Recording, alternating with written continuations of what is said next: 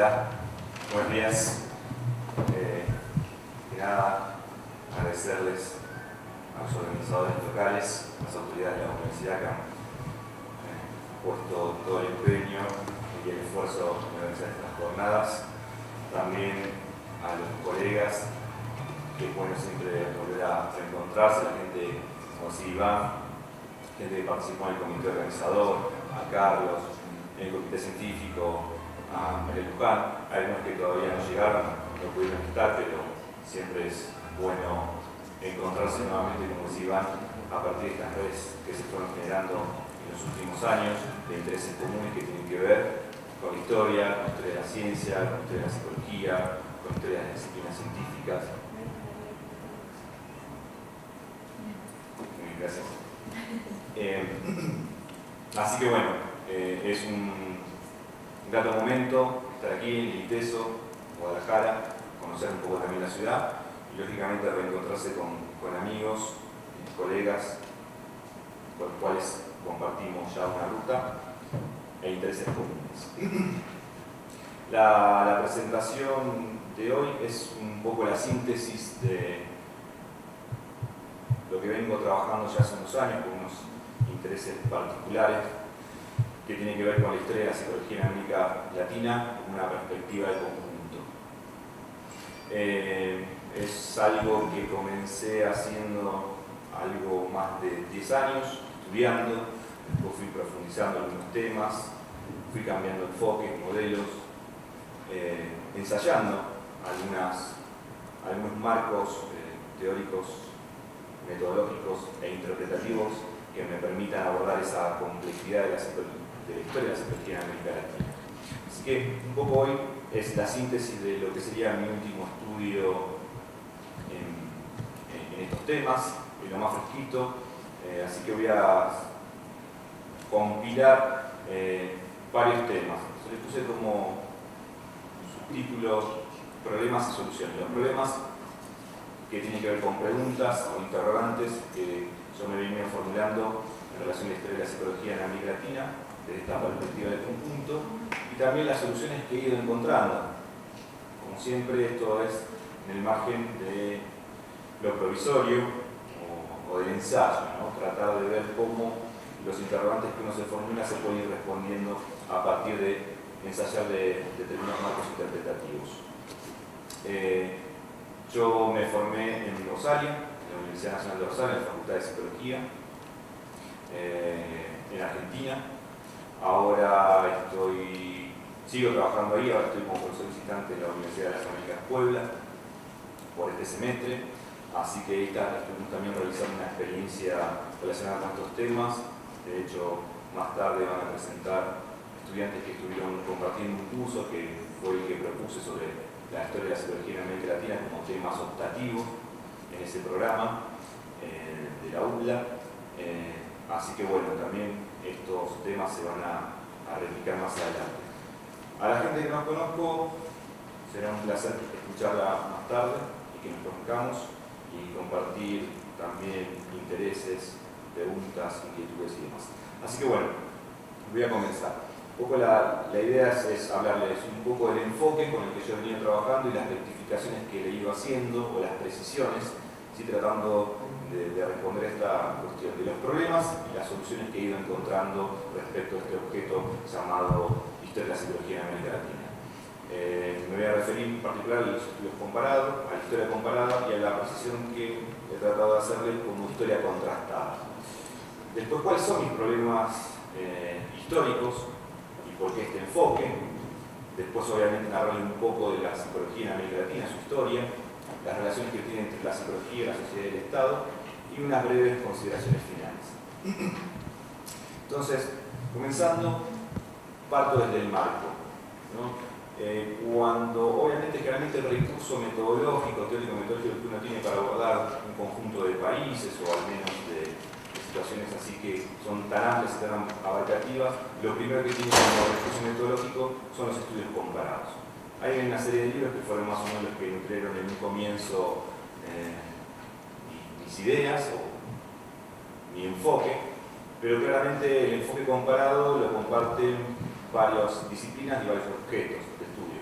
Por eso está la educación comparada, la política comparada, la sociología comparada, la antropología comparada y obviamente la historia comparada. Ahora bien, yo me voy a detener en lo que más afín al campo, aunque los otros también me han servido para pensar determinadas cuestiones. ¿Qué es la historia comparada? Sintéticamente, 3 ideas. Digo, como para tener un poco el marco desde donde parto, y también lo que para mí no es o no debería ser la historia comparada. Pero básicamente lo que se suele decir es, o al menos lo que intenta hacer, es establecer generalizaciones a partir de determinadas observaciones, reiteraciones o concurrencia entre hechos, eventos, etcétera, etcétera, datos y fuentes, etcétera. También intenta identificar singularidades a partir de los casos estudiados o brindar explicaciones causales. Ahora bien, esto es lo que generalmente se dice. ¿Cuál es el primer problema que yo he encontrado con los estudios comparados? La crítica más frecuente que se suele hacer y que me han hecho en algún momento es que los estudios comparados pierden la especificidad de lo particular o de las historias locales. Y entonces, un intento de poder solucionar esa cuestión, además de esa pérdida de las especificidades locales, también tiene como derivado que generalmente las conclusiones de los estudios comparados suelen caer en tentaciones como las homogenizaciones, es decir, hacer pasar como si todo fuera igual. Entonces, una de las formas que yo he tratado o uno de los caminos que he ensayado como alternativa, es hacer hincapié en algo que es parte de la historia comparada y que se llama contrastación. Es decir, no tomar los eventos o no tomar la idea de un mapa, supongamos América Latina, la historia de la sociología en América Latina, como algo homogéneo, sino reparar en las contrastaciones, cómo se han dado los procesos locales, cuál es la variabilidad de los procesos locales. Un poco por ahí es la idea. Yo no me voy a detener tanto en eso, quizás lo pueda ejemplificar en algún momento, esto porque ya lo presenté el año pasado, sino simplemente hoy voy a avanzar sobre otras cuestiones que tienen que ver con los problemas y las soluciones. Uno de estos problemas que mencioné es esto de lo comparativo, ¿no? Lo comparativo nos produce esto, la pérdida de especificidad y la tentación esta de caer en esa homogenización. Para mí eso no debería ser la historia comparada, pero bueno, ese es el riesgo que se tiene. Como siempre, lo metodológico, lo teórico es una posibilidad, pero también tiene sus límites. ¿Dónde se inscribe entonces la historia comparada? La voy a llamar así, aunque yo a veces haga alusión a la historia contrastada. Básicamente la historia comparada es parte del campo de la historia, muy tradicional, muy asociada a la historia global, muy asociada a la historia internacional. Hoy hay nuevas formas de abordar la historia, llamada historia transnacional, con la idea un poco de romper estas fronteras tan marcadas por los límites nacionales. Ya voy a dar más precisión sobre esto. También se suele ver historias conectadas o interconectadas, que es otra forma que nos permite de hacer ese puente entre la frontera y no dividir, por ejemplo, la historia de la psicología en México como que si es lo que divide la frontera, o como suelo siempre decir, ¿qué define la psicología chilena? ¿Acaso es aquello que está entre la cordillera y el Pacífico? Y solamente se puede definir a partir de ahí y no tiene ninguna solidaridad con lo que aconteció en Argentina, con lo que aconteció en Brasil o en Perú. Bueno, son cuestiones con las cuales voy a volver y son las cosas que me hicieron pensar un poco este marco de las nuevas formas de pensar la historia transnacional o las historias conectadas o interconectadas, como se suele decir. Por supuesto que estos estudios, yo lo caracterizo como estudios de tipo macro, que abordan una historia en una globalidad, en una amplitud considerable como es América Latina, con las dificultades que eso tiene. Y entonces, digamos, los estudios comparados, los estudios de esta naturaleza, siempre navegan entre la tensión de lo micro y de lo macro. Es decir, podría decir, entre las historias locales y las historias más regionales o globales o nacionales incluso. Porque después hay otra cuestión. A veces la historia de México o la historia de la psicología en Argentina suele ser centrada o estar muy centrada en las capitales y no en sus contextos más periféricos como en las provincias, que también son parte. Es decir, el mismo problema que se puede plantear, o que yo planteo, o que se me plantea a mí en relación a América Latina, también se puede plantear incluso dentro de un mismo país. Esto ha sido un sesgo muy palmario en casi todas las reconstrucciones de las historias de la psicología nacional. Es decir, en Argentina, realmente la idea que se tiene es de la psicología en Buenos Aires, pero falta la de, o faltan las conexiones, o las interconexiones, o las redes que circularon entre Rosario, Buenos Aires, Córdoba. Lo mismo que en México, lo mismo que en Colombia, etcétera, etcétera. Pero bueno, las narraciones han tendido a centrarse en las capitales.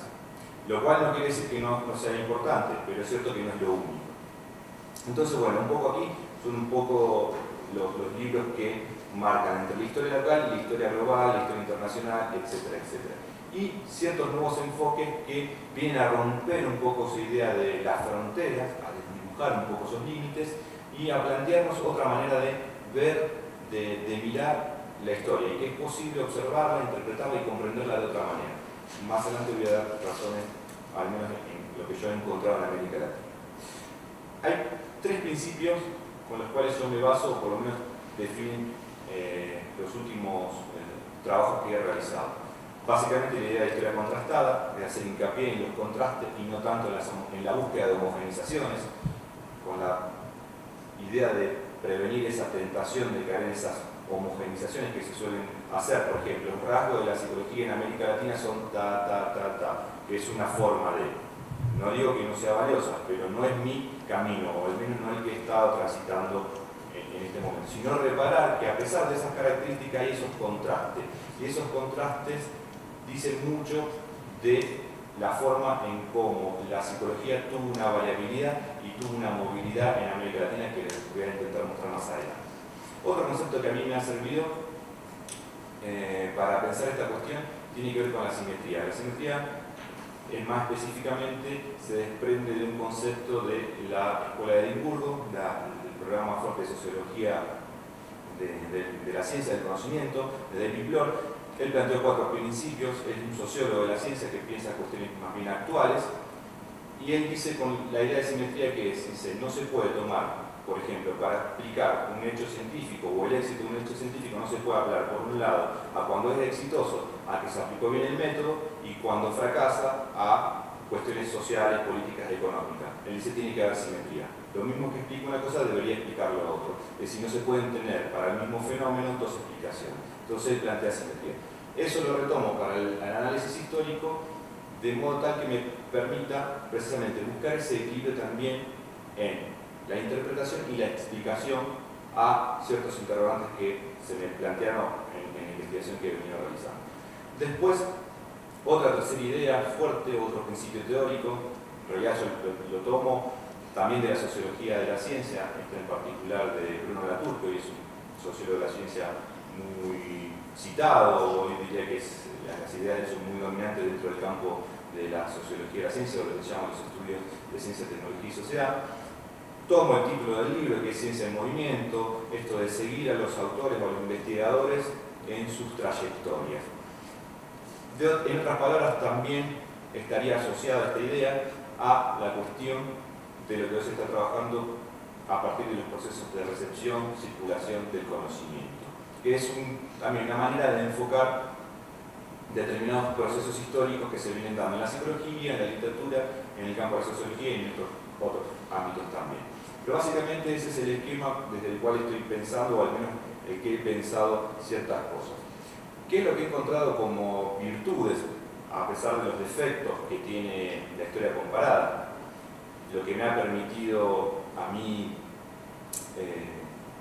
recuperar esas historias, esos contrastes y demás, cuando digo qué no es la historia comparada o qué no debería ser, y en todo caso qué es para mí, las virtudes o los beneficios que yo he encontrado básicamente es lo siguiente: cuando uno hace estudios comparados o estudios contrastados, como trato de definirlo o redefinirlo.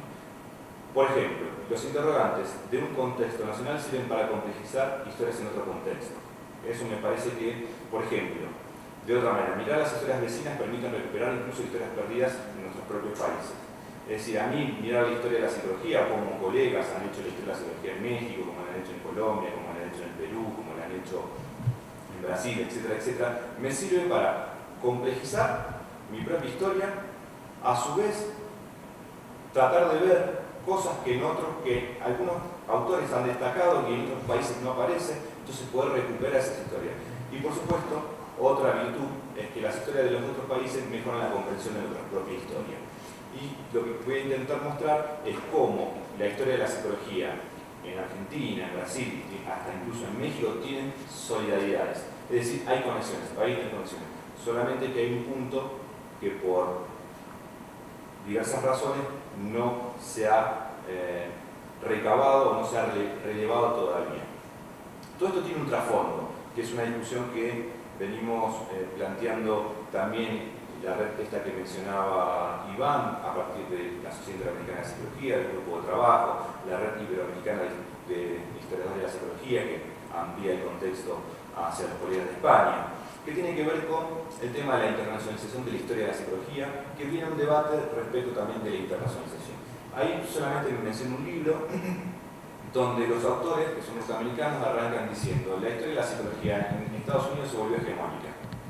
Es decir, hay un relato hegemónico y es lo que generalmente nutre incluso las masas curriculares o la enseñanza de la psicología en la mayoría de los programas de formación en psicología, incluso en América Latina, no solo en América Latina, sino también incluso en otros países o en otros continentes como en Europa. Es decir, algo pasó que en algún momento la historia de la psicología en Estados Unidos se volvió hegemónica, o al menos empezó a ser parte de la transmisión de cierta psicología. Entonces, la pregunta, si la pudiera traducir de alguna manera, en la cual ciertos historiadores de la psicología, vamos a llamarlo así, de la periferia, de América Latina, estamos intentando dar cuenta, sería la siguiente, o por lo menos es también un interés mío, que tiene que ver con el trasfondo de esta investigación, o de este estudio que voy a presentar hoy. ¿Cómo resituar la historia de la psicología en América Latina en el contexto internacional de la historia de la psicología? ¿Por qué? Porque en general no suele aparecer la historia de la psicología en América Latina en el contexto internacional. Realmente la psicología europea, la psicología norteamericana, incluso otras psicologías periféricas como la china o la hindú y demás, no aparece, menos la latinoamericana. La cuestión es por qué, a qué se debe y si nosotros tenemos alguna responsabilidad o no en esa cuestión. Como digo, me parece que hay que cambiar un poco la geohistoria, que no es ni más ni menos que esa historias hegemónicas, pero eso también creo que depende de nosotros mismos, es decir, de cómo nosotros planteamos nuestros enfoques, nuestras miradas respecto de la historia de la psicología en nuestros propios países, en nuestra propia región, y la resituamos en el contexto internacional, porque lo que también voy a tratar de visualizar es cómo la historia de la psicología en América Latina es contemporánea a lo que se ha dado en otros lugares, en términos de desarrollo institucional, pero sin embargo no aparece, es casi contemporánea y no aparece. La pregunta es, sigue siendo ¿por qué? Bien, un primer problema, entonces, aparte de lo que ya mencioné, es que eso llamado América Latina, que ya es una complejidad en sí misma. Es decir, tratar de definir esa región no ha sido una cosa sencilla a lo largo de la historia del siglo XX y más atrás tampoco.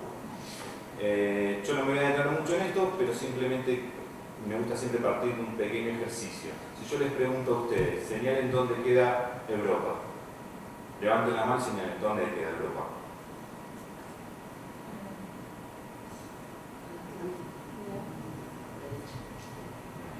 Bueno, más o menos todos respondemos bien. Si yo les pregunto dónde queda Ecuador.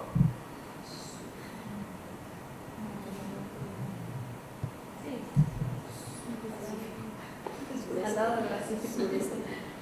Bueno, es muy gracioso. Cuando hago generalmente este ejercicio, fue más llamativo cuando lo hice en Brasil, que todos, monolíticamente, cuando pregunté dónde queda Europa, señalaron al mismo lado. Ahora, cuando pregunté dónde queda Chile, uno hacía así, otro hacía así, otro hacía así.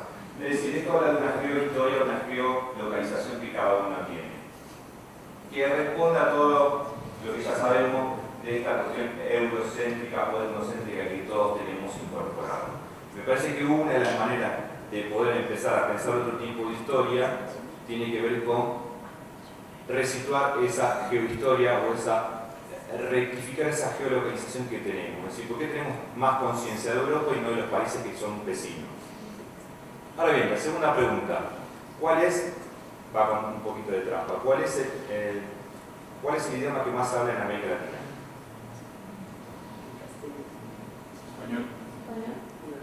¿En inglés? Bien, es un poquito trampa. Vamos, lo voy a hacer más preciso. ¿Cuál es el idioma que más se habla en Sudamérica?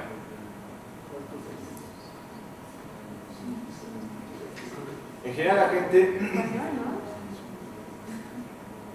tiende a pensar que es el español, el castellano. Y en efecto, yo dije América Latina, incluye a México. Sí, con ciertas dificultades, depende de cómo se tome.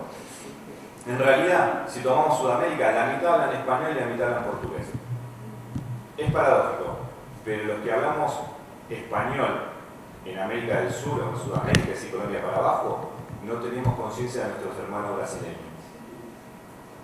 Y sin embargo son la mitad de la población. Si sumamos a todos los países, la mitad. Ahora bien, si agregamos a México, México es la mitad de Brasil. Claramente se habla más español, pero si lo ponemos en Sudamérica, se habla la mitad. La cuestión es que eso vuelve sobre lo que intento decir. Es decir, tenemos mucha más conciencia de otros contextos, pero no del nuestro. Y sigue siendo la pregunta ¿por qué? Y creo que eso se traslada a la forma en cómo se ha ido narrando la historia de la psicología en América Latina o en las historias nacionales que están en América Latina. Bien, volviendo entonces al asunto de qué esa cosa se llama América Latina, hay diversas formas. Es América Central, es América del Norte, a veces México, ¿dónde está? ¿Es América del Central o es América del Norte? ¿Pertenece a Estados Unidos y Canadá? A veces sí, a veces no. Depende de la división que cada autor haga. Hay diversas formas de representar. Se habla de América Latina, de Centroamérica, de Sudamérica. A veces se habla de Interamérica, se habló en un momento de Panamérica o de Panamericanismo, Indoamérica, etc. Hubo muchísimas definiciones durante todo el siglo XX. Es un tema que no se ha agotado y va a seguir dando para discusión. Pero sí es cierto que toda esta cuestión de pensar la unidad de América Latina, de que esa América Latina estuvo muy presente en la primera mitad del siglo XX, donde yo me voy a concentrar en la de la historia de la psicología y donde me estoy focalizando. Ahora bien, esa cuestión de la discusión de lo que significa y lo que implica América Latina tuvo repercusiones en la psicología. Parece que no, pero sí, al menos yo puedo indagar. No me voy a poder extender demasiado en esto, pero simplemente voy a extraer una cita de James Baldwin, que fue un psicólogo norteamericano, que fue invitado por UNAM, por Ezequiel Chávez, allá a principios del siglo, y él dice, y traje esta cita porque es muy representativo de esto que quiero decirse. Acabo de regresar de una visita a la gran república que se halla al sur de la nuestra, y me atrevo a expresar algunas observaciones efectuadas en circunstancias que fueron excepcionales de algún modo. Bueno, señala lo que él vino a hacer, la cultura, dice qué poco que sabemos. Es un texto, está sacado un texto que se publicó, está en inglés y en español, se puede encontrar incluso online. Estábamos en la época de lo que eran las conferencias panamericanas, donde había toda esta idea de la unidad, la cuestión de... pero que básicamente estaba centrada en lo político y lo económico. Y él dice al final, y por qué es lo que me interesa esta cita, lo panamericano está en el ambiente. Se organizan conferencias para observar los intereses materiales y políticos. ¿Por qué no hacer lo mismo en materia de educación, ciencia y arte? Ese contexto sociopolítico, económico de esa primera mitad del siglo XX, que fue muy fuerte y que llegó hasta la organización de los Estados Americanos a mitad del siglo XX, atravesó fuertemente el contexto, y muchos autores que eran cultores de la psicología en esa época tenían también un pensamiento respecto de América Latina, y algo de eso se trasladó también a la psicología, tratar de que la psicología sea, o que hubiera más comunicación entre los psicólogos de la América o de las Américas, ¿sí? Lo cual después se logra concretar efectivamente a mitad del siglo XX, cuando se organizan congresos interamericanos, cuando se organiza esta Sociedad Interamericana de Psicología, que se funda en el 51, y en el 53 ya su primer congreso y todavía se sigue desarrollando. Es decir, había una idea. No es que ese contexto está desprendido, pero es una cuestión que es muy importante focalizar, porque si uno no tiene en cuenta ese contexto, tampoco no puede entender la movilidad que hubo entre los psicólogos de la región, que es otra de las cosas en las cuales yo me he tratado de focalizar. Bien, ¿cuáles son mis interrogantes más o menos que atraviesan la investigación que vengo desarrollando? Fundamentalmente es una, tengo varias, pero fundamentalmente mi idea es no solo describir, interpretar, sino explicar por qué, cómo se inventó o se creó la profesión del psicólogo en América Latina a mitad del siglo XX. Es decir, cómo se generó los espacios institucionales, sociales, políticos, lo que sea, para dar lugar a la invención de un nuevo profesional llamado psicólogo. Es decir, y que el pasado anterior tiene que ver con la fundación de las carreras de psicología que dan inicio a la titulación de psicólogo y aparece lo que somos nosotros, la gran mayoría de nosotros, psicólogos, ¿no? Entonces, ¿cómo que se llegó a hacer eso? La primera cuestión es, bueno, hay dos formas. Eso marca un antes y un después. Ahora va a quedar un poquito más claro cuando muestro un gráfico de cómo se puede periodizar la historia de la psicología en América Latina y que también puede replicarse a nivel nacional. Pero la cuestión es, si eso marca un antes y un después, todo lo que está antes abona a eso, o es a partir de eso que se comienza una historia. Ya voy a hablar sobre esta idea. Otra de las preguntas tiene que ver, ¿qué relación se establece entre la creación de laboratorios, cátedras, manuales, institutos de psicología con la carrera de psicología, que son anteriores? ¿Qué papel jugaron los cultores de la psicología? Es decir, cultores que en su época no eran psicólogos, eran de otras disciplinas, pero sin embargo se interesaban por la psicología. ¿Cómo se organizaron esas primeras carreras de psicología? ¿De dónde incluso se tomaron los primeros planes de estudio para formar un psicólogo? ¿De dónde salieron? Siendo que en Europa no estaba, en el único lugar donde estaba inventada la profesión como tal, ustedes saben que en la división se puede decir que el origen de la psicología es europea, pero la invención del profesional es norteamericana. Son los estadounidenses quienes inventan la profesión como tal. ¿Cuáles son las fuentes de circulación y recepción que contribuyen a comprender la aparición de este psicólogo? ¿Alcanza el proceso de institucionalización precedente para explicar el surgimiento de este nuevo profesional? Y bueno, obviamente, ¿cuáles son las relaciones entre la psicología y la sociedad del Estado que pueden contribuir a explicar esto? Porque desde mi punto de vista, es un anticipo, con solo fijarnos o tener en cuenta el proceso de institucionalización de cátedras, laboratorios, manuales, etcétera, etcétera, que antecede a la creación de carrera, no alcanza como elemento explicativo para dar cuenta de la creación de un nuevo profesional.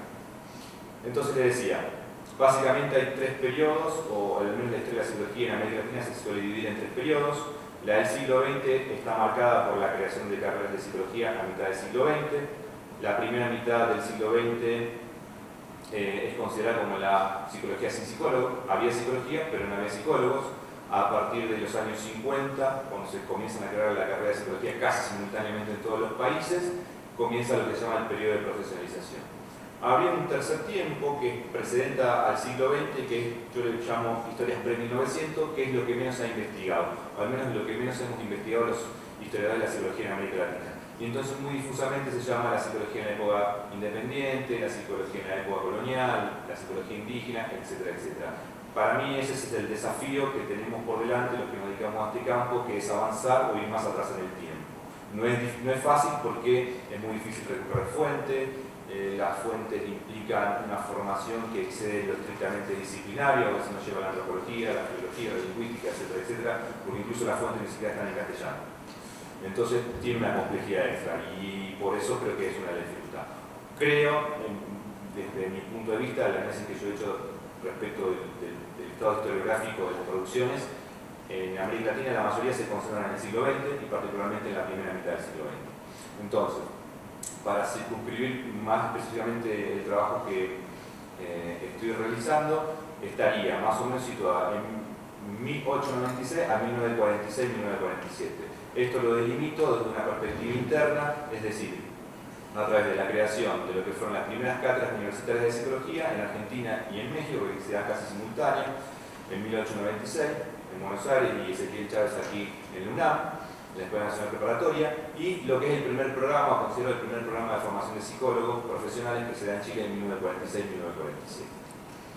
Es ahí más o menos en ese periodo donde voy a estar navegando. Bien, para mí es una cuestión importante replantear, más allá de que la mayoría de la investigación está en esa primera mitad del siglo XX, replantear o problematizar un poco esas historias que se han dado. ¿Y por qué me llevo o tengo idea de que es necesario replantear o problematizar ese tipo de historia? Básicamente porque la mayoría se ha dado, las historias han sido narradas desde una perspectiva muy internalista, es decir, a través de desarrollos institucionales institucionales, como la creación de laboratorios, cátedras, etc. Es lo que más se encuentra. Por otra parte, generalmente esas narraciones se han quedado en el establecimiento de antecedentes y crónicas de eventos. Es decir, hay poca interpretación, hay poca explicación, hay poca formulación de interrogantes. Entonces creo que hay una complejidad todavía y hay una riqueza todavía por tratar de analizar ese periodo. A su vez, la psicología de la primera mitad del siglo XX termina siendo visualizada como la antesala de lo que viene. Es decir, todo eso que está en la primera mitad del siglo XX no hace más que explicar o abonar a la idea de que se cree un psicólogo. Y yo no sé si está así, o lo pondría en discusión. Esa sería una de las problematizaciones o reformulaciones que planteamos. Además, la psicología de 1920 no puede explicar la psicología de 1950, sino que haríamos un anacronismo. Es decir, yo no puedo decir lo que va a suceder lo que sucedió en el 50 tiene conexión con lo del 20. Porque les cuento que en el 20 los pensadores, los cultores estaban pensando en otra cosa, no estaban pensando en crear un psicólogo. Sí aparece más claro en la década de los 40, pero no en la década del 20 o en la década del 10, era otra historia. Además, si fuese así, que todo lo que está anterior realmente abona, la carrera de psicología y la profesión de psicólogo se tendría que haber inventado antes, porque están dadas todas las condiciones, si fuese el caso. Además, hay otra cosa muy importante, y también creo que esto tiene que ver con un sesgo historiográfico de quiénes hacemos historia y también de dónde hemos focalizado. En general se habla de dos tendencias, ¿no? De la psicología, de las influencias que ha tenido la psicología del contexto internacional en América Latina. Fundamentalmente la que se recupera es la europea. En Argentina somos bastante anti Estados Unidos, en otros países no tanto, y generalmente se tiende a desdibujar el papel de Estados Unidos en la importancia de lo que fue la psicología del siglo XX, siendo que, como dije al comienzo, se transformó en hegemónica, no solo en el relato, sino también a través de determinados espacios organizacionales, a través de, sin ir más lejos, las normas de IPA son del APA, y no solo en psicología, sino sirven incluso para otras disciplinas. Solo un aspecto. Entonces, es necesario, o al menos en las historias, también ubicar la importancia de la psicología norteamericana en América Latina, que ha sido la menos investigada y la más invisibilizada, diría. Y generalmente nos quedamos en la idea de que todo viene de Europa, y no, al menos no. Pero a su vez yo le agregaría otra cosa más, que es América Latina. ¿Dónde quedaría América Latina situada en esa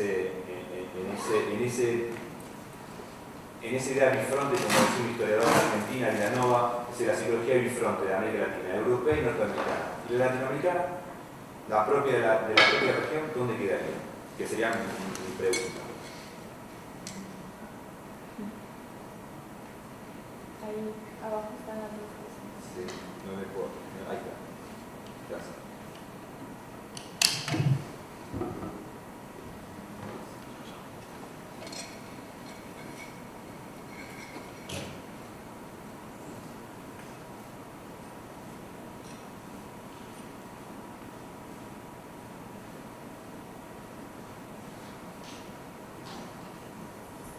Bien, entonces... Gracias. Para avanzar y mostrar un poco cuáles han sido la historia esta que está en esta primera mitad del siglo XX. Como mencioné, durante la primera mitad del siglo XX se da un fuerte proceso de institucionalización a través de cátedra, de laboratorios, de manuales, de diccionarios, etcétera, etcétera. Incluso, muy tempranamente, se crean dos sociedades de psicología.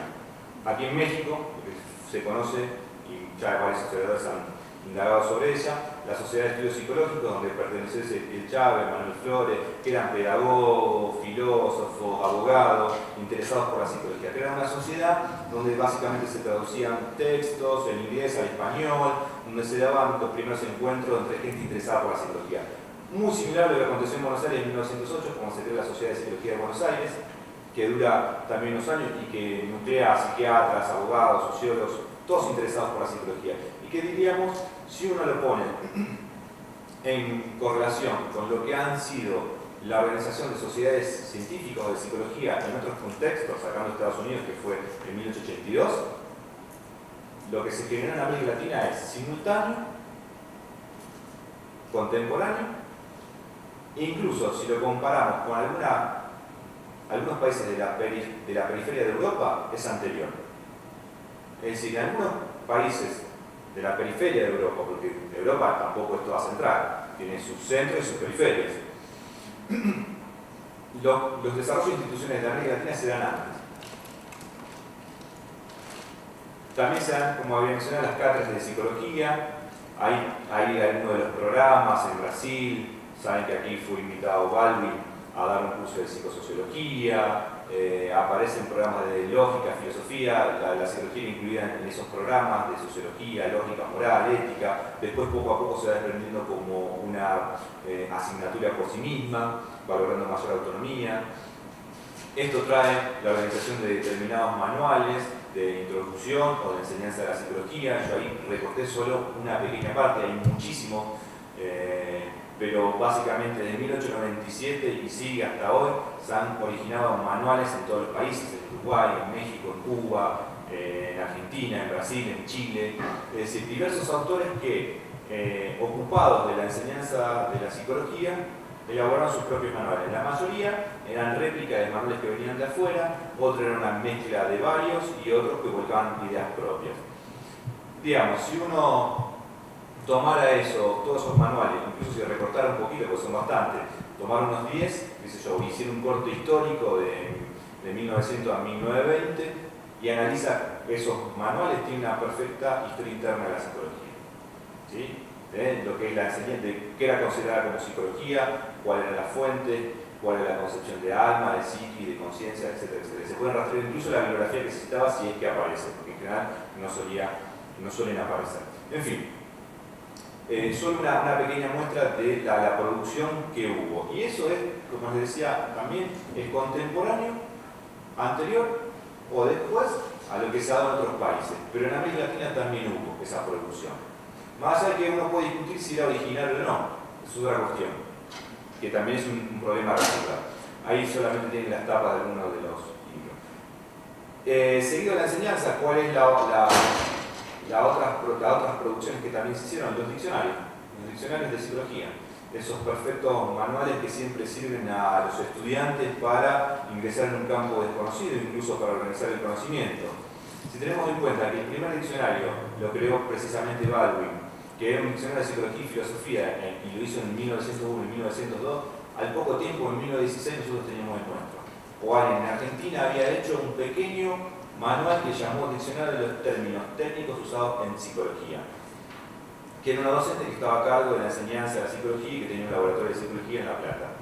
Después, en Brasil, otro autor creó un diccionario psicopedagógico, y después incluso el diccionario más conocido, creo que por todos, el de Warren, que es el del Diccionario de Psicología, que está editado por Fondo de Cultura Económica, que todavía se sigue editando, no sé cuántas ediciones lleva, creo que es uno de los diccionarios más exitosos que hay, al menos en términos de reedición. Fíjense qué tiempo después se elaboró, igual por el 30 y tanto, 33, 35, pero la primera traducción al español es en el 48. Después un húngaro que se radicó en Argentina, Velasquez, que era psicoanalista, psiquiatra, también editó un libro, un diccionario de psicología, el diccionario enciclopédico de la psique en 1950. Y después vinieron muchísimos otros. Pero lo que quiero mostrar nuevamente es esa idea de que en América Latina también hubo esa producción, no solo en otros contextos, solo que no suele aparecer, no está visibilizado. Mi enfoque es tratar de visualizar ese tipo de cosas, o mi interés tiene que ver con eso. Como les decía, también se crearon laboratorios experimentales de psicología. Recuerden que la historia dice, sabemos que no es así, pero que el primer laboratorio de psicología se funda en Alemania, en Leipzig, lo funda Wundt, en 1879. Es decir, si uno mira los datos que hemos podido recolectar en América Latina, al poco tiempo estaban organizándose en América Latina. Y en la mayoría de los países se pueden encontrar laboratorios de psicología. Y se llaman de diversas maneras. Cada uno de estos puntos tiene una problematización en sí, que yo hoy no me puedo detener porque sería muy extenso. Pero básicamente, la pregunta es, por ejemplo, con esta cuestión de los laboratorios. Los laboratorios que se crearon en América Latina, sea en Argentina, Uruguay, Brasil, Chile, México y demás, ¿siguieron estrictamente el modelo wundiano? Lo primero que piensa es que siguieron a Wundt, y no. porque a veces otros siguieron, o fue una mezcla de italiano, francés. Por supuesto que el de Boom fue importante, ¿sí? Nadie dice que no haya sido importante. No fue ni el primero, pero sin duda que fue uno de los más importantes. Pero tampoco fue el único modelo. Cuando uno revisa los reportes de muchos de estos autores que estuvieron a cargo como directores de los laboratorios de psicología, incluso hay un reporte de un alemán contratado en Chile que lo comisiona el mismo país de Chile. Él no solo va a toda Europa, va a Rusia, va, por supuesto, a Alemania, además era discípulo de Boom. No solo va a Europa, sino también va a Estados Unidos y también va a un país de América Latina, Buenos Aires, que le quedaba cerca, obviamente, ¿no? Entonces, a ver lo que se hacía en esa época. Es decir, que no, digamos, la tentación de caer nuevamente en esta idea de que está todo concentrado en una figura, en una institución, en una organización. No, hubo otras cosas más, solamente que hay que poner la lente para poder mirar de un modo diferente esos datos, esas fuentes y demás. Bien, entonces, ¿por qué digo que es necesario pensar la relación entre la psicología y la sociedad del Estado y por qué este proceso de institucionalización no alcanza para explicar esa pregunta que recorre la investigación? Es decir, hasta qué punto este proceso de institucionalización da cuenta de la invención de un nuevo profesional. Alrededor de la década del 20 surge, incluso un poquito antes, en Estados Unidos se manifiesta más patentemente, pero se configura a nivel internacional en la década del 20 lo que se llamó el movimiento de la psicología aplicada, o también se llamaba psicotecnia, que era la idea de aplicar los conocimientos psicológicos a resolver problemas sociales en el área de la salud, el trabajo y la educación. ¿Qué trajo como derivado a eso? La organización de institutos de psicología. Es muy marcado en la década del 20 que muchos de los institutos de psicología que se crean sobre la base de laboratorios de psicología. Es decir, hay como una reconversión de la identidad organizacional de la psicología. Es decir, los laboratorios que eran la base, que se habían creado a principios del siglo, ya para el 20 cambian de estatus. Es decir, surge el interés de decir, bueno, si lo que se hacía en los laboratorios era al modo bundiano, o lo que se hacía en otros lugares, donde era el tema del registro de la fatiga, el tema de los tiempos de reacción, etcétera, etcétera, el interés que surge en los 20 es por aplicar la psicología a problemas de la sociedad. Y por eso es que digo que es necesario pensar esa articulación entre la psicología, la sociedad y el Estado. Voy a dejar la cuestión del Estado un poquito más adelante. Bueno, o anticipar que sin el auspicio estatal no hubiese sido posible, lógicamente, la invención de un psicólogo, ni muchas de estos institutos, porque muchos de estos institutos fueron avalados, no solo los que se hicieron dentro de los que se organizaron dentro de la universidad, sino los que estuvieron por fuera de la universidad, fueron avalados estatalmente. Entonces se empiezan a crear institutos de psicología, como se crearon en todo el mundo, lógicamente, pero en América Latina también se organizaron muy prontamente y la idea, fíjense, articulaba, era institutos de psicología y psicotecnia, algunos eran llamados de orientación profesional, otros de psicología aplicada, tenían diversos nombres, pero el fin era el mismo, es decir, aplicar conocimiento, o al menos era otro interés, era traducir test, ver cómo los test servían para la selección de personal, para los escolares, etcétera, etcétera.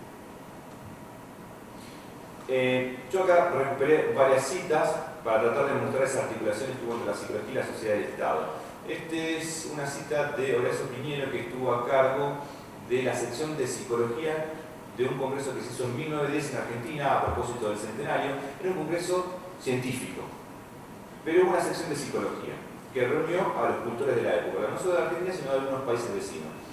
Y él dice que cuando empezó la enseñanza de esto en 1910, y esto un poco para graficar esta idea de la conexión que hubo entre el Estado, o al menos cómo psicólogos trataban, los psicólogos de esa época, entre comillas, no eran psicólogos, pero sí algunos se reconocían como tales, cómo esos profesionales interesados por la psicología trataban de visualizar la importancia que tenía la psicología para la sociedad y cómo los políticos podían tomar el conocimiento psicológico para resolver los problemas que se les planteaban al Estado. Entonces dice, la psicología, la enseñanza de psicología, no solo es donde pueden y deben inspirarse los cultores puros del espíritu y los prácticos educadores en sus nobles fines, sino también las autoridades docentes y los gobiernos. Es decir, aparece esta idea de que el Estado puede nutrirse de la psicología. Y ya en 1910, si lo quieren traducido sería, es alguien tratando de legitimar su campo en el ámbito público. Palazzo, un socialista en Argentina, que auspició la creación de un laboratorio de psicofisiología, de psicología experimental, que además fue reconocido por sus pares italianos y demás, porque fue uno de los primeros que llevó un laboratorio a un taller, a una industria, a una fábrica. Porque él decía, si la psicología experimental, y además lo que a él le interesaba el tema de la fatiga, porque además de ¿por qué se investigaba la fatiga? En ese tiempo no estaba regulado, no había leyes laborales. Entonces, fíjense, si se alcanza a ver el libro de él, se llama La fatiga y sus proyecciones sociales. Y más por ahí dice, hay un estudio psicológico, bla, bla, bla. Es decir, dice, desde hacía tiempo aspiraba a transportar el laboratorio a la fábrica, deseoso de investigar los caracteres de la constitución física y psíquica de los obreros. La salud y la vida de los trabajadores fue mi preocupación primordial. Mi prédica constante de legislador, porque era legislador en su momento, era un político, y docente, ha sido de construir una patria integrada con hombres fuertes y sanos, dueños del porvenir, capaces de encarnar la voluntad de una nación poderosa sobre la que gravitan grandes responsabilidades. Por eso vengo propugnando desde hace más de 2 décadas el establecimiento en la fábrica de los laboratorios de psicofisiología, donde se examinen periódicamente a los trabajadores, registrando las gráficas que permitirán en cualquier momento conocer sus verdaderas aptitudes, protegiéndolos de las enfermedades y accidentes. Es decir, fíjense nuevamente cómo se va articulando el conocimiento psicológico con el orden político y con los problemas sociales, como era la cuestión del trabajo, ¿no? Y a partir de ahí, todas las regulaciones de las horas de trabajo y demás, porque claro, decía, ¿qué eran los estudios de fatiga? Como ustedes deben saber, era básicamente cuánto una persona puede estar ejerciendo la misma tarea, ¿sí? ¿Cuál es el límite y demás? Entonces, bueno, ahí salían, incluso ahí se desprende todo el tema del régimen laboral, los descansos, etcétera, etcétera. Ezequiel Chávez, aquí, en México, dice, él, quizás en Ezequiel Chávez podemos concentrar la figura de alguien interesado por la psicología, de alguien que estaba en lugar de poder muy central y de alguien que se interesaba por las cuestiones de su país.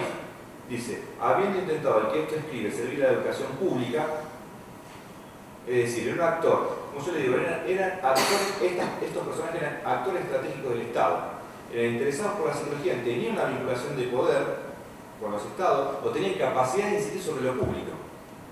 Y ahí es donde se iba tramitando el discurso de la psicología, o por lo menos los conocimientos psicológicos. Ahora bien, volviendo, ¿qué pasa?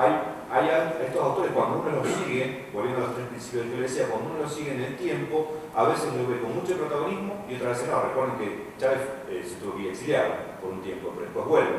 Entonces, las explicaciones de tipo político que sirven para explicar el lugar de un actor estratégico, no solo contribuyen a explicar por qué está ahí, sino también las mismas razones explican por qué a veces no está. A veces muchos de esos se quedaron sin el soporte político, y entonces uno lo ve descontinuado, o lo ve que aparece y desaparece, o no, directamente desaparece. Pero bueno, nuevamente las vinculaciones entre la sociedad y el Estado espero que hayan quedado claras. Y con esta última cita, en relación a este punto, Emilio Miguel López, que es un catalán emigrado a América Latina, que es el psicólogo más internacional, el psicólogo que más se ha movido por toda América Latina, que está casi todos los países, una vez lo invita a dar una conferencia, invitado por el gobierno de Bahía, del estado de Bahía, y se llama así la ponencia de él, Aplicaciones de la psicología en el campo de las actividades estatales. La ponencia, que es del 40 y tanto, 49 o 50 y tanto, fue publicada unos años después en la revista que él fundó, que se llamó Archivos de Psicología Aplicada o de Psicotécnica, en su primer momento, cambió 3 veces el nombre esa revista. Se dirigió básicamente a políticos o a gente que estaba en la administración pública. Y entonces empezó a dar cuenta, su ponencia es dar cuenta de cómo la psicología puede contribuir a la organización estatal. Y a ver si dice, por ejemplo, psicológicamente las funciones de cualquier Estado son idénticas. ¿Cuáles son las funciones? De acuerdo con ellas, cualquiera que sea el departamento o ministerio que se va a ejecutar, veremos el auxilio que la psicología puede dar, la aplicación que la psicología puede tener. Es decir, estaba hablándole a un público que era básicamente políticos o gente que estaba a cargo de la organización estatal, y él estaba dando cuenta de cómo la psicología podía contribuir en cada uno de esos ámbitos.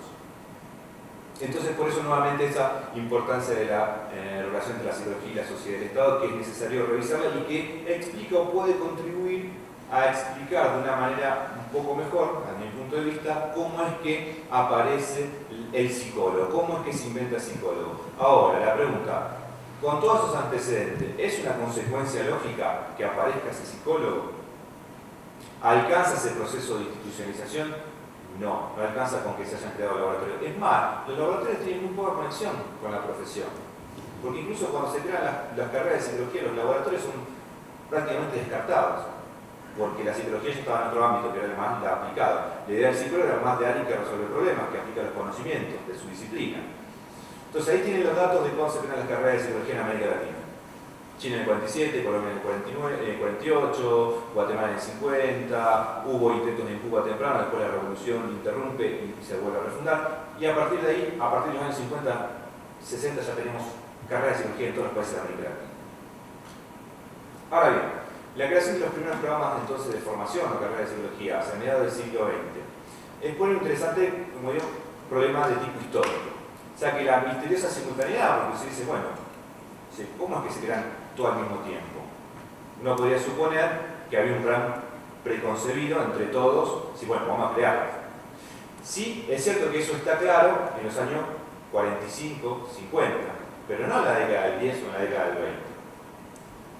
Ahora bien, hubo, sin embargo, dos intentos, o al menos uno podría decir, bueno, acá había una idea de crear ya la profesión de psicólogo. Walter Radecki, que era un polaco que fue contratado en 1923 para ser director de un laboratorio de psicología en Río de Janeiro, en una colonia de psicópatas de mujeres. Después ese laboratorio lo transforma en un instituto de psicología y ahí planteó un programa para formar psicólogos. Solamente que por cuestiones políticas, personales y otras, desconocidas, pero algunas de esas hipótesis, ese programa o esa estructura, o él dura, mejor dicho, 6 meses. O sea, no logra llevar a cabo ese proyecto. Él se tiene que ir, se va de Brasil, ¿a dónde se va? A Uruguay. Pasa por Argentina y se va a Uruguay. Ahí funda nuevamente una institución y después, años después, una década después, logra también crear lo que se llama una escuela libre de psicología, o una escuela superior de psicología, que no era la principal, pero la idea que ella tenía de crear una carrera o de formar psicólogo ya en el 30 en Brasil, la logra hacer recién en los años 45 en adelante en Montevideo, en Uruguay. Ahora bien, también podríamos tomar el otro antecedente muy importante de la maestría en psicología que se creó en UNAM en el 37-39 y de la cual egresaron algunos psicólogos y o interesados. Era una maestría, es decir, que era una especialización para gente que ya tenía alguna disciplina. Pero bueno, esos son dos eventos que nos dicen que ya había una idea, pero era muy fragmentario. No es la idea que va a aparecer en los años 50, que sí, a través de estos congresos que ahí los menciono brevemente, el primer congreso latinoamericano de psicología en el 50, el segundo que se hace en el 53, el primer congreso interamericano se hace en el 53 también coincidentemente, en Argentina hubo un primer congreso de psicología en el 54. En todos estos congresos del 50 aparece como resoluciones del congreso la necesidad de crear carreras profesionales de psicología. Ahí estaba claro que ya era una necesidad y que había un interés de los psicólogos de la época de crear carreras de psicología, no antes, o un tiempito antes la había, pero no en la década del 20 o del 30, no había esa idea global entre los psicólogos de la región, pero sí en esta época. Ahora bien, lo que yo digo que para poder explicar esta pregunta de cómo es que surge y se organiza profesionalmente la psicología, es realizar 4 operaciones historiográficas o históricas. La primera es salir de la estricta delimitación impuesta por la función de un programa académico, es decir, romper esa idea del antes y el después. Es como que si es romper la idea de que la fecha estricta de cuando se fundó un programa es lo que a vos te dice que es la fundamentación de que ahí comienza o que lo que está antes, y hacer, digamos, las conexiones que hay entre el antes y el después, pero no solo en función de las influencias europeas o norteamericanas, sino también de cómo circuló en América Latina esta idea. Porque para mí, el psicólogo o el psicólogo que se crea, las carreras de psicología que se crean en América Latina, no solo encuentra explicación en Europa, en la influencia europea y en la norteamericana, sino también en la propia región. Hay explicaciones que uno encuentra si uno mira las conexiones que se ven entre los cultores de la época en la región, encuentra mayor explicación e introduce otro elemento que no suele aparecer en las historias, que tiene que ver con la historia de la región. En segundo lugar, tampoco puedes leerse el pasado más inmediato como el mero prolegómeno de la carrera de psicología, como decía antes. No hay nada que nos diga que en la década del 20 ya estaba anticipada el perfil profesional de un psicólogo, o estaba proyectado crear. No tenían esa idea. Si uno revisa, no encuentra eso. En tercer lugar, para comprender una situación histórica regional como la que estoy planteando, necesariamente hay que diluir los límites impuestos por las historias nacionales. Esto ya también lo mencioné. Y pasar más a una historia de tipo conectado o interconectada. Es decir, no se puede, si yo quiero encontrar la explicación a esta pregunta solamente en Argentina, para mí es insuficiente o es incompleta. Yo encuentro más explicación cuando anudo las historias regionales.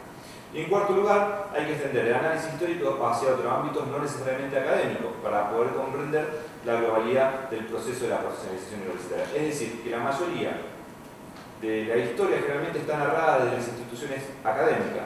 Es necesario ir por fuera a ver las instituciones psi o donde está vinculado lo psi por fuera de lo académico, porque con lo estrictamente universitario o académico no alcanza tampoco para poder comprender el proceso. Entonces, ¿qué es lo que yo intento hacer? Es tratar de romper con esa idea que es todo lo que viene de afuera llega a Buenos Aires, Río de Janeiro, Ciudad de México, etcétera, etcétera. Sino también ver la circulación, la recepción y la apropiación que se fue dando entre los psicólogos de la propia región o los cultores de la psicología en la época. Siempre utilizo el libro de un colega porque a mí me grafica un poco esta idea, que es un muy buen libro, pero fíjense el título de este colega argentino, Entre París y Buenos Aires. La invención del psicólogo, 1942-1966. Alejandro Rafa, un muy buen libro, creo que es un libro que incluso creo que es a superar.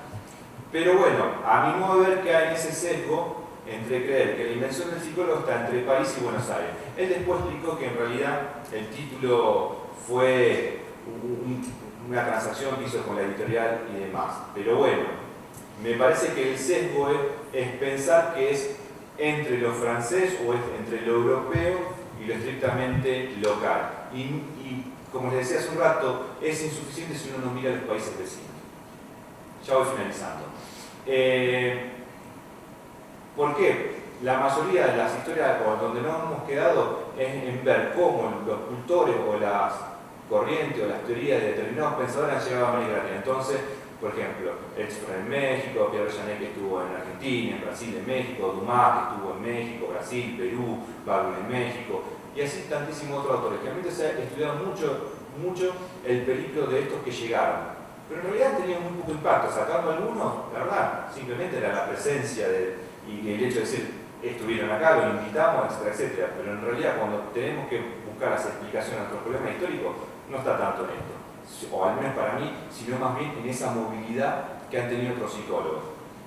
Entonces, por ejemplo, cuando queremos explicar entonces la cuestión de dónde surge y qué es el psicólogo latinoamericano, cómo se inventa, tenemos esta hipótesis que ya de otros historiadores, esta psicología bifronte, europea y norteamericana. Ahora bien, América Latina, ¿dónde está? ¿Cómo se puede recuperar, cómo se puede visualizar la importancia que tuvo la movilidad? Que los cultores de la época se fueron conectando, fueron intercambiando motivaciones, proyectos, etc. Y de alguna manera conformó una idea y que para mí es la especificidad o la singularidad del psicólogo en América Latina o la invención de ese psicólogo. Se encuentra a partir de cuando uno mira a Emilio Miguel López cómo él transitó por diversos países de América Latina. Cómo Jaime Barrios Peña, que era un guatemalteco, cursó la maestría en psicología que se fundó en UNAM, hizo la maestría y el doctorado. Después volvió, fue a Guatemala y fue uno de los organizadores de la carrera de psicología en Guatemala. Víctor Hernán, que era un hondureño, cursó el primer programa de psicología en Chile, todavía vive incluso. Incluso tiene un libro que lo narra. Dice, yo fui a cursar aquel primer programa de psicología de licenciatura en Chile y vuelve y es uno de los organizadores de la psicología en Honduras.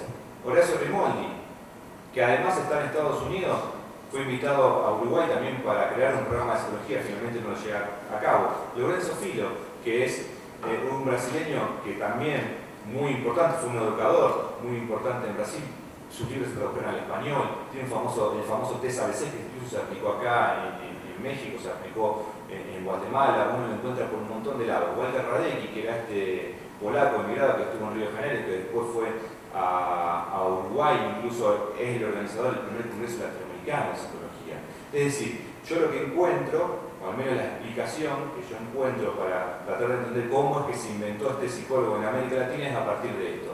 Y no voy a alcanzar a leer esto en su totalidad, pero esto es un reporte de 1952 que narra las visitas que tuvo el Laboratorio de Psicología Experimental en Montevideo. Y solamente, para citar algunos, Emilio Miri López estuvo ahí, estuvo Lorenzo Filo, gente de Ecuador, de Guatemala, de Argentina, etcétera, etcétera. ¿Qué quiero decir? ¿Qué es lo que para mí grafica esta cita? Que efectivamente no solo venían los cultores de afuera, sino también los propios locales de los países de América Latina también circulaban por todas estas instituciones. Lo que pasa nuevamente es que no hemos quedado más en ver el norte de Europa o Estados Unidos y no el norte de América Latina, ¿sí? Entonces esa historia no aparece. Pero sin embargo, cuando uno la empieza a revisar y empieza a mirar con ese enfoque o con otros lentes, empieza a encontrar todos estos datos. Entonces, como conclusión, el desarrollo de la psicología en América Latina durante la primera mitad del siglo XX no puede ser pensada por fuera de la siguiente cuestión. Esa cuestión llamada América Latina. ¿Qué es América Latina?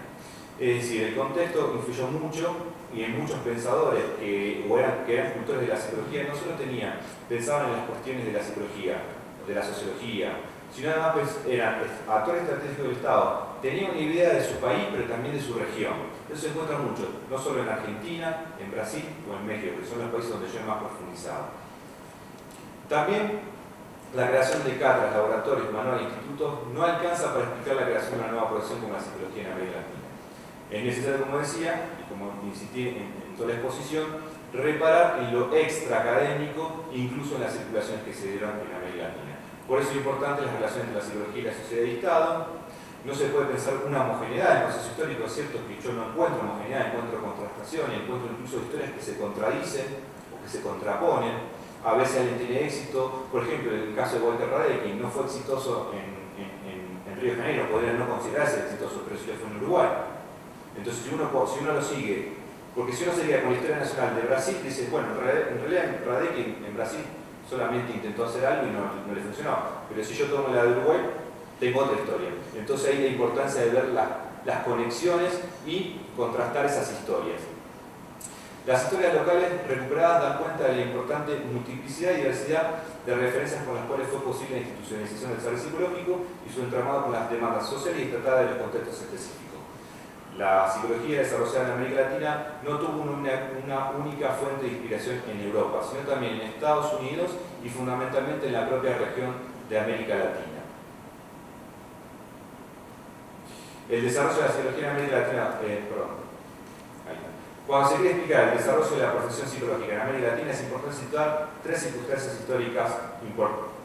Estados Unidos, España, porque muchos españoles trajeron la psicología aplicada, pero no trajeron el psicólogo, que es diferente. Es cierto, con la guerra civil española, muchos psicólogos que venían ya imbuidos de la psicología aplicada, de la psicotecnia, como Emilio Miri López, traen psicología aplicada, pero no el psicólogo. Porque incluso el psicólogo latinoamericano es anterior a España. La creación de carreras de psicología. La invención del psicólogo, entonces, para mí la invención del psicólogo, el psicólogo como tal, es producto de una hibridización cultural. No es estrictamente europea, no es estrictamente norteamericana, no es solamente española, aunque fue para mí uno de los factores muy importantes, pero también es latinoamericana. Tuvo más, o yo al menos encuentro más explicaciones en esa circulación que se dieron entre los países de la región, entre los cultores de la psicología de la época, que en las influencias europeas. Es decir, por eso es que digo que es producto de esa hibridización cultural. Y bueno, la psicología en América Latina contiene una importante riqueza histórica, la cual no solo expone elementos de contrastación interna entre los propios países de la región, sino además contrasta con respecto al contexto internacional de la historia de la psicología. El enfoque historiográfico que yo vengo trabajando tiene dos cuestiones que me parecen esenciales o que permiten pensar la historia de una manera diferente. Por una parte, la singularidad de las historias de la psicología en la región, las cuales fueron modeladas por múltiples interrelaciones y conexiones tanto del plano internacional como de la propia región. Es decir, que tiene una singularidad producto de esto. Y por otro lado, gracias a esa singularidad de las historias locales y la consecuente contrastación de historias conectadas, es posible resituar de un modo específico la historia de la psicología en América Latina en el contexto internacional, la historia global o lo que se llama la historia internacional de la psicología.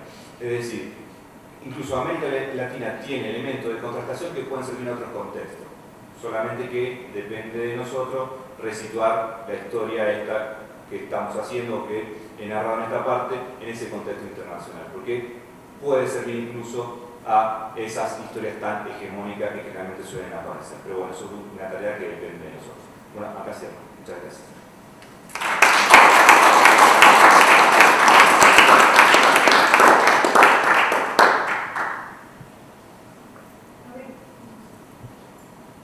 Bueno, abrimos espacio para un par de preguntas que quisieran hacerle a Miguel.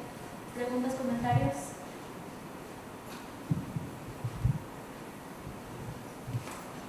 Bueno, pues primero felicidades por el trabajo. Me parece que es súper interesante cómo es que tú estás rompiendo con estas historias tradicionales. Yo también me encuentro conveniente, sin embargo pareciera dentro de este relato que es un tanto estabilizador para los objetos de la psicología, ¿no? Yo me preguntaba por esto.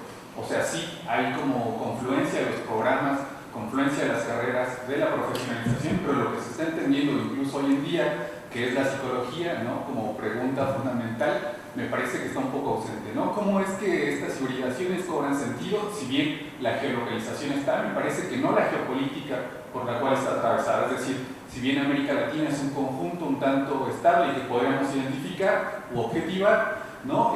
Por ejemplo, no sé, pienso en la psiquiatría peruana o la psiquiatría chilena atravesada por los alemanes, o la psiquiatría argentina atravesada por los franceses, la psiquiatría mexicana por la psiquiatría anglosajona o norteamericana mayoritariamente. ¿Cómo es que se unen estos relatos, ¿no? ¿Cómo es que se presentan las problemáticas, discontinuidades dentro de este relato transnacional? Sí, se me ocurre enfocarlo de dos maneras. La primera es cuando esta primera mitad del siglo XX la psicología como tal no era una disciplina como la concebimos, era una disciplina intermezclada con el saber filosófico, pedagógico, era de libre disposición de aquel que la utilizara, digamos. Entonces ahí tiene una complejidad extra. Por eso hoy se habla más bien de saberes sí, discursos sí. Yo me he focalizado en la psicología porque mi pregunta era tratar de responder cómo se crea el psicólogo, que en su momento fue un competidor del psiquiatra.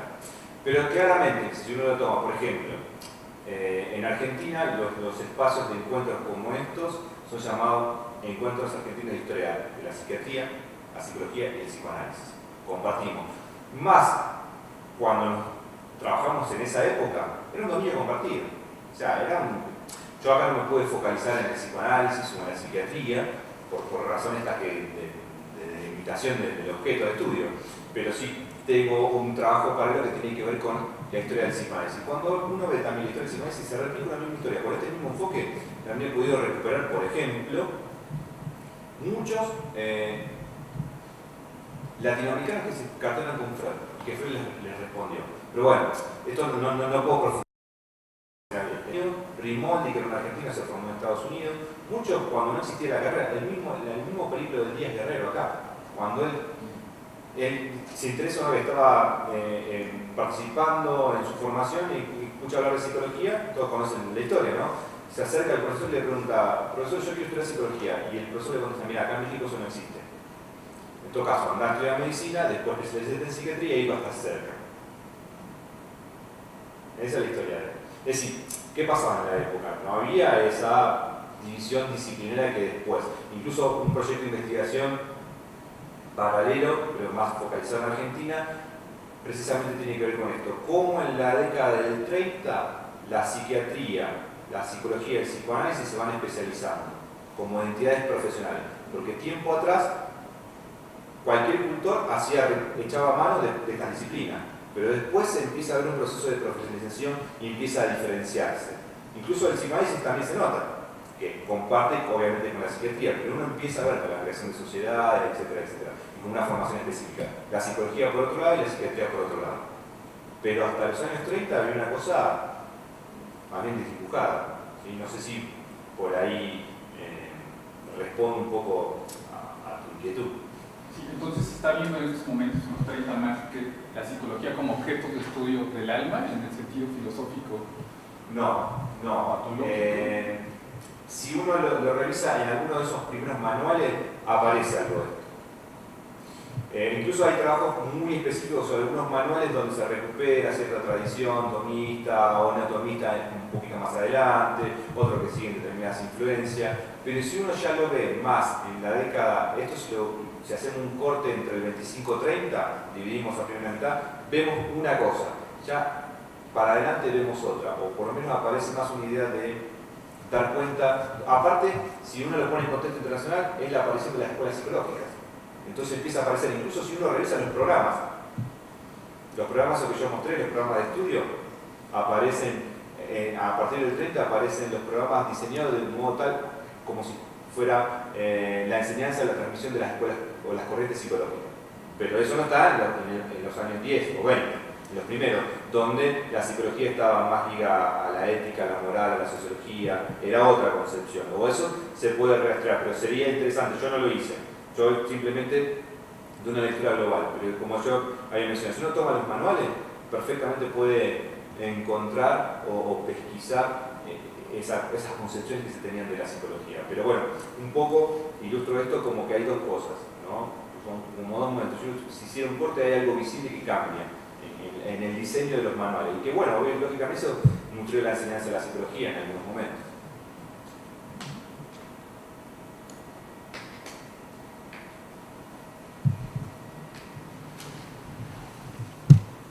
Gracias. Bueno, yo quería comentarte, Miguel, no sé bien cómo formular, no sé si es pregunta, si es comentario, pero bueno, me gustaría conocer como tu opinión. Por empezar, quería decirte que a mí me parece muy interesante el enfoque que planteas, porque creo que no quedas como atrapado en la eterna discusión entre el internalismo y el externalismo, que polariza un problema y finalmente termina como dando lugar a análisis muy reduccionistas. Y creo que esta idea de plantear una historia comparada, una historia contrastada, pues es un desafío fuerte, epistemológicamente hablando también, porque yo me quedaba pensando un poco si el valor que se le da en este enfoque a las historias locales de alguna manera nos llevaría a pensar también que las formas de validar el conocimiento tienen que ver con esas necesidades específicas de cada lugar. Bueno, me quedaba pensando un poco en esa cuestión epistemológica. Pero lo que te quería comentar más bien era, vos mencionaste, y yo estoy de acuerdo, la importancia que han tenido, por ejemplo, la aparición de manuales, de diccionarios en la historia de la profesionalización de la psicología. Pero justamente también me parece que las historias narradas, los relatos transmitidos a través de ese tipo de materiales van generando y van consolidando esa visión internalista que los estudiantes asimilan como la historia oficial de la disciplina. Y eso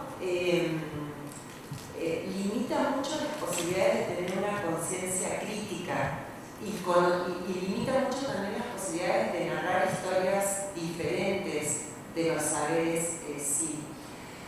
Y bueno, lo que te quería preguntar es cómo han hecho en Argentina, o si nos pudieras comentar un poco si se ha trabajado, por ejemplo, a nivel de licenciatura, en lo que sería como la formación inicial del psicólogo, para crear una sensibilidad diferente que permita que el estudiante, desde esos primeros momentos de su formación, pueda tener un interés profundo o que pudiera empezar a participar en este tipo de reflexiones más profundas como las que hacen ustedes, que ya tienen un recorrido y una formación epistemológica que permite hacer esto, porque yo creo que ese es parte del desafío, no solamente conocer acerca de la propia disciplina, sino también tener herramientas metodológicas e historiográficas para poder pensar la historia desde otro lugar. mucho menos conocido, mucho menos familiar. Bueno, era eso. Te agradezco el comentario, la pregunta, como una observación, porque esto creo que debe ser algo que compartimos como preocupación y como problemática los que están a cargo de la enseñanza de la historia de la psicología o de asignaturas de introducción a la psicología. ¿Qué es lo que nos pasa? No solo en Argentina, creo que pasa en toda América Latina. Bueno, esto yo lo conté, el sesgo de que la mayoría de la enseñanza se transmite a través de manual y generalmente no producido por nosotros. Eso es una dificultad. Con el tiempo se ha intentado rectificar esta cuestión. Ahora bien, generalmente las asignaturas de historia de la psicología suelen aparecer, con suerte, porque algunos ya han desaparecido de los programas. Antes era un requisito y aparecía siempre. Creo que me contaron que el UNAM desapareció, la cambiaron, algo así. Me decían los colegas, el año pasado nos contaban eso. Cuando existe, con suerte, alguno en Argentina y en Brasil, donde hay grupos numerosos y equipos de investigación en historia de la psicología y que trabajan sistemáticamente ya hace más de 20 o 30 años, y que muchos de esos que investigan en historia de la psicología son docentes de las cátedras de historia de la psicología, incluyen una unidad de historia de la psicología en Argentina, o de historia de la psicología en Brasil, pero en general no suele aparecer la historia del propio país. Y es loco pensarlo, pero es así. No aparece. Yo, ahora en la experiencia esta de la UNLA, en la Universidad de las Américas Puebla, propuse como tema selecto Historia de la Psicología en América Latina con un apéndice en México. Y le mostré los libros a los estudiantes, los libros de Psicología del mexicano Díaz Guerrero. Es decir, un mexicano, un psicólogo muy importante dentro de la historia de México, que habló y se interesó por la historia del mexicano, desde una perspectiva psicológica.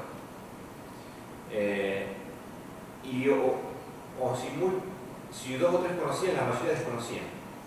Eso es como no entender su propia cultura, ¿no? Y esto te hace reflexionar un poco lo que vos decías, ¿no? Y ¿qué es esto? Es decir, ¿por qué tendemos a verlo de afuera y no podemos reconocer incluso un tipo que nos está hablando de nuestra propia cultura?